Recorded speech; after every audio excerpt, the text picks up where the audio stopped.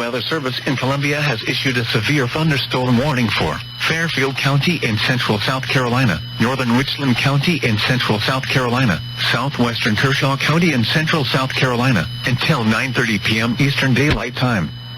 At 8:44 p.m. Eastern Daylight Time, severe thunderstorms were located along a line extending from near Blackstock to 7 miles southwest of Lake WXRY State Park to near Goodale State Park, moving southwest at 15 miles per hour. The following hazards are expected: 60 miles per hour wind gusts. Source: radar indicated. The following impacts are expected. Expect damage to trees and power lines.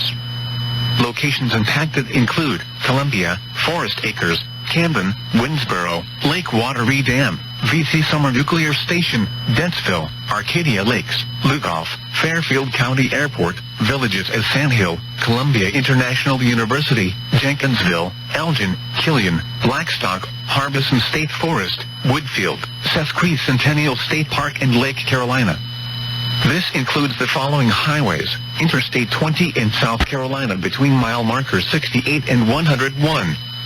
Interstate 77 between mile markers 14 and 46.